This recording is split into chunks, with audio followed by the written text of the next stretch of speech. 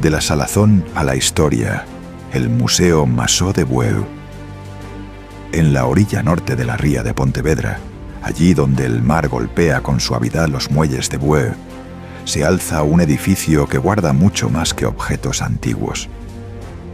Sus paredes conservan el eco de las sirenas de una fábrica, el sonido de las máquinas, las voces de cientos de mujeres trabajando frente a largas mesas, el paso apresurado de los marineros, el olor de la sardina, de la sal y del aceite. Durante décadas, este lugar fue uno de los grandes corazones industriales de Galicia. Hoy, convertido en museo, sigue latiendo, porque el Museo Masó no es únicamente una colección de piezas relacionadas con el mar, es la memoria de una familia, la memoria de una fábrica, la memoria de una villa que creció mirando hacia el océano. Esta es la historia de cómo una antigua industria conservera llegó a convertirse en uno de los museos marítimos más importantes.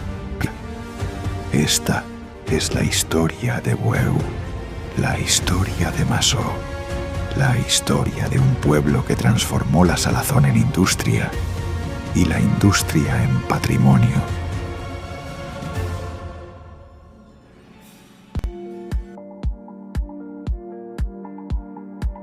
Mucho antes de que existieran las grandes fábricas, el mar ya marcaba el destino de estas tierras.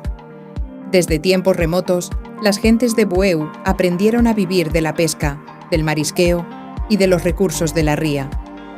El océano ofrecía alimento, pero también imponía sus propias leyes. Había días de abundancia y días en los que las embarcaciones regresaban vacías. Por eso, conservar el pescado se convirtió en una necesidad fundamental. Durante siglos, la sal fue el gran instrumento contra el paso del tiempo. El pescado era limpiado, prensado y cubierto con sal para prolongar su conservación. Las antiguas factorías de salazón transformaron el paisaje costero y sentaron las bases de una actividad económica que cambiaría para siempre la historia de las rías gallegas. Pero la relación de Bueu con la industria del mar es todavía más antigua. En el entorno de Pescadoira aparecieron restos arqueológicos de época romana vinculados con la elaboración y conservación de productos pesqueros.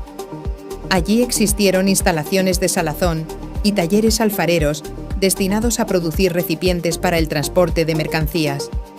Hace casi 2000 años, en este mismo lugar, otros hombres y mujeres ya trabajaban para conservar los frutos del mar y enviarlos a territorios lejanos.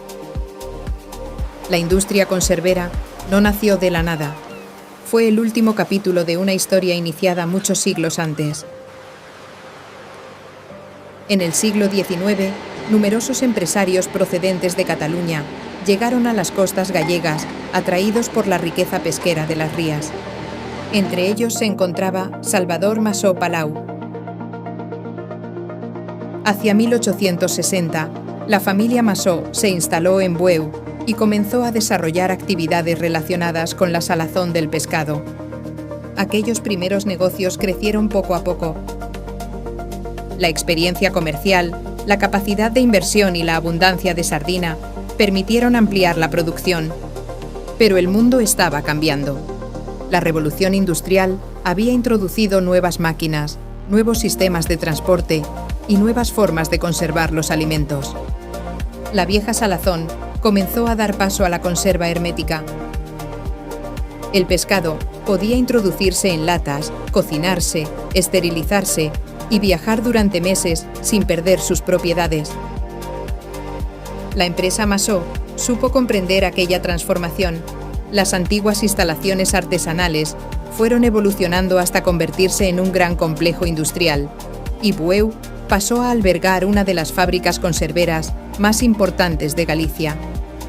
Desde sus naves salían sardinas, atún, mejillones y otros productos del mar destinados a mercados nacionales e internacionales. La marca Masó comenzó a viajar por el mundo, y con ella viajaba también el nombre de Bueu. Una fábrica no es únicamente un conjunto de muros y máquinas, es, sobre todo, la suma de las personas que trabajan en su interior. En Masó, cientos de hombres y mujeres hicieron posible la producción diaria.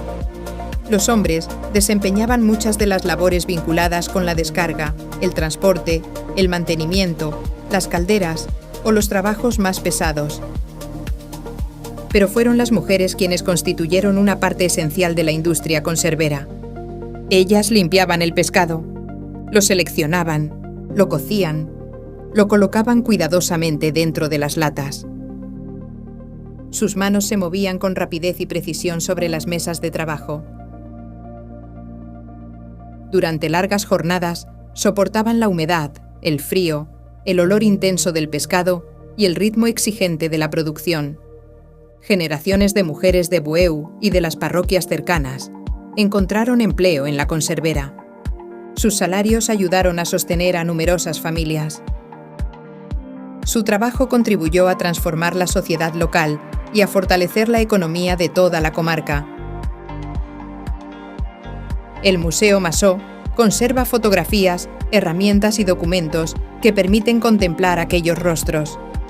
Mujeres alineadas frente a las mesas, trabajadores junto a la maquinaria, marineros descargando pescado.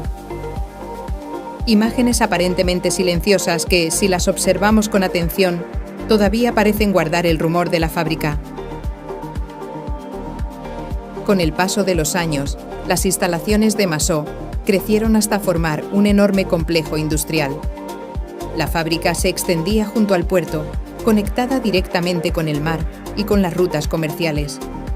El puerto era la gran puerta de entrada.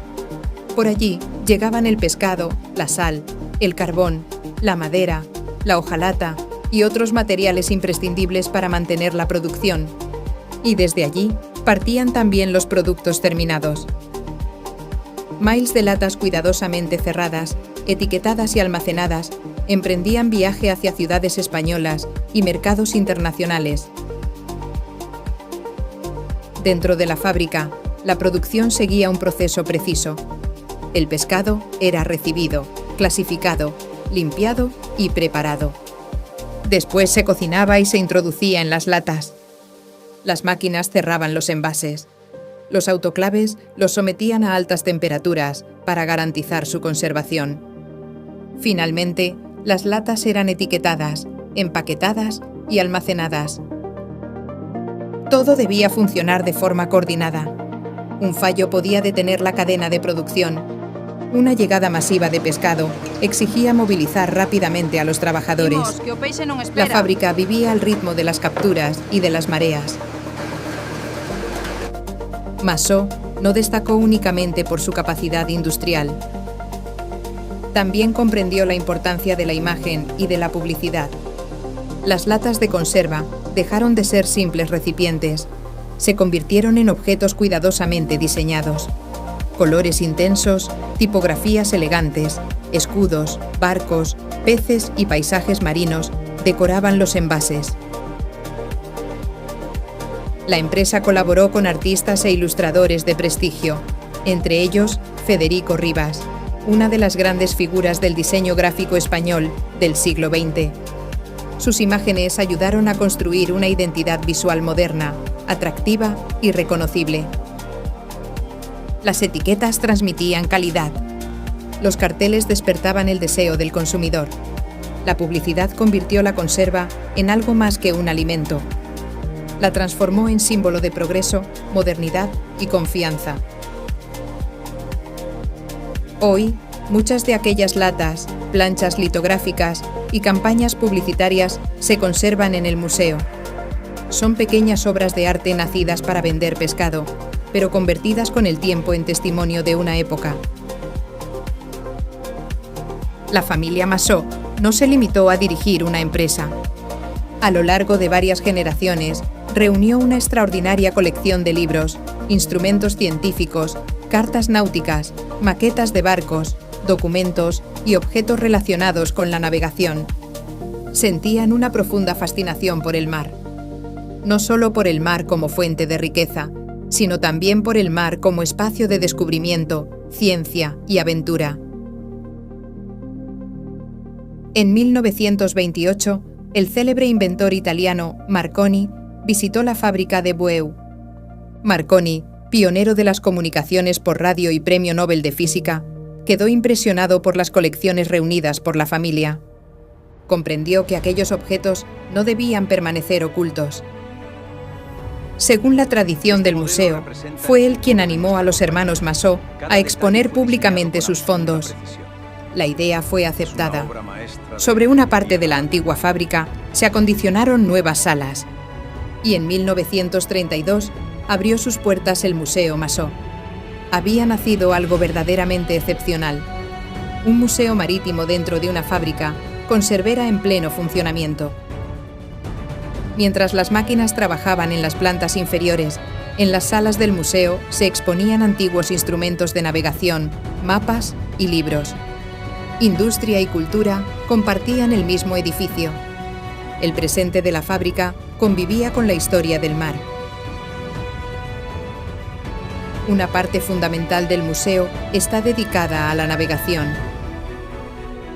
Durante siglos, aventurarse mar adentro fue un desafío inmenso. Los navegantes debían orientarse sin satélites, sin radares y sin sistemas electrónicos. Dependían del sol, de las estrellas, de los vientos y de instrumentos cuya precisión podía decidir la diferencia entre llegar a puerto o desaparecer en el océano. En el museo se conservan brújulas, octantes, cronómetros, nocturlabios, relojes de sol y otros instrumentos náuticos. Cada uno de ellos representa un paso en la conquista del mar. También se muestran cartas marítimas, globos, atlas y tratados de navegación, libros que enseñaron a generaciones de pilotos a calcular posiciones y reconocer costas desconocidas. Entre los fondos bibliográficos existen obras de extraordinario valor, algunas impresas en los primeros tiempos de la imprenta europea. La biblioteca del Museo Massot reúne miles de publicaciones relacionadas con la astronomía, la geografía, la pesca, la cartografía y la construcción naval. Sus páginas cuentan la historia de hombres que se enfrentaron a lo desconocido, buscando nuevas rutas, nuevos territorios y nuevas oportunidades. Las maquetas de embarcaciones permiten recorrer la evolución de la navegación, desde pequeñas naves tradicionales hasta barcos capaces de cruzar océanos. Cada modelo muestra la inteligencia de los constructores navales, capaces de transformar madera, cuerda y tela en máquinas destinadas a desafiar al mar. El museo conserva también armas relacionadas con la navegación y los abordajes. Pistolas, hachas y otras piezas recuerdan que el océano no fue únicamente una vía de comercio. También fue escenario de guerras, piratería y enfrentamientos entre corsarios. Durante siglos, los barcos mercantes viajaron bajo la amenaza de ataques. Las rutas marítimas eran caminos de riqueza, pero también territorios sin ley. En las salas del museo, aquella lucha por controlar el mar permanece atrapada en el metal oxidado de las armas y en las páginas de los antiguos documentos. Uno de los capítulos más duros y sorprendentes de la historia de Massot está relacionado con la industria ballenera. Durante el siglo XX, la empresa participó en la explotación industrial de cetáceos. Las ballenas eran perseguidas desde embarcaciones especializadas y abatidas mediante arpones. Posteriormente, eran trasladadas a las factorías, donde se aprovechaban su grasa, su carne y otras partes del animal. El museo conserva arpones, fotografías, documentos y objetos relacionados con esta actividad. Son piezas que hablan de una época en la que el ser humano consideraba el océano una fuente prácticamente inagotable de recursos. Hoy, contemplamos esta historia con una mirada diferente. La industria ballenera forma parte del pasado económico de Galicia, pero también nos obliga a reflexionar sobre el impacto humano en los ecosistemas marinos. El museo no glorifica aquella actividad, la muestra como lo que fue. Una industria poderosa, una realidad histórica y una advertencia sobre los límites de la explotación de la naturaleza. El universo del museo. Massó no estaría completo sin la figura de Urbano Lugrís. El pintor gallego encontró en el mar una fuente inagotable de inspiración. Sus obras están habitadas por barcos fantásticos, ciudades sumergidas, mapas imposibles, monstruos marinos y horizontes que parecen conducir hacia otros mundos. Lugrís mantuvo una estrecha relación con la familia Massó y con Bueu. Realizó pinturas y trabajos decorativos para la empresa, y parte de su imaginario se alimentó de los libros, objetos y maquetas conservados en el museo. En sus pinturas, el océano no es únicamente agua, es misterio, es memoria, es sueño. El museo conserva obras y bocetos que permiten descubrir esa conexión entre el arte y la cultura marítima. Mientras la fábrica transformaba pescado en conserva, Lugrís transformaba el mar en poesía. Pero nada permanece para siempre. Durante la segunda mitad del siglo XX, la industria conservera comenzó a enfrentarse a profundas transformaciones. Los mercados cambiaron, la competencia aumentó, las formas de producción evolucionaron. Finalmente, en 1992, la fábrica Massó cerró sus puertas. Con su cierre terminó una etapa fundamental de la historia de Bueu. Las máquinas se detuvieron y las sirenas dejaron de sonar. Muchas de las grandes instalaciones fueron derribadas, pero una parte esencial sobrevivió: el museo. Aquel espacio nacido dentro de la fábrica se convirtió entonces en el guardián de todo lo que estaba desapareciendo. En 1994, la Xunta de Galicia adquirió las colecciones y parte de los edificios históricos. El antiguo museo privado comenzó una nueva etapa como institución pública. Desde entonces, sus fondos han sido estudiados, restaurados y ampliados. El lugar que había nacido para mostrar la pasión marítima de una familia pasó a custodiar la memoria colectiva de toda Galicia. Visitar el Museo Massó es comprender cómo el mar transformó Bueu. La villa que hoy conocemos no podría explicarse sin la pesca, sin las salazones, sin la fábrica y sin el puerto. Muchas calles, viviendas y barrios crecieron alrededor de la actividad industrial. Miles de familias estuvieron vinculadas directa o indirectamente con Massó. Para muchos vecinos, el museo no guarda una historia lejana. Guarda la fotografía de una madre, el recuerdo de una abuela, la herramienta utilizada por un padre, la sirena que marcaba el comienzo de la jornada. La fábrica formaba parte de la vida cotidiana, organizaba los horarios, generaba empleo y daba identidad a toda la población. Por eso, el Museo Massó es mucho más que un edificio lleno de piezas antiguas. Es un lugar de memoria y un espacio donde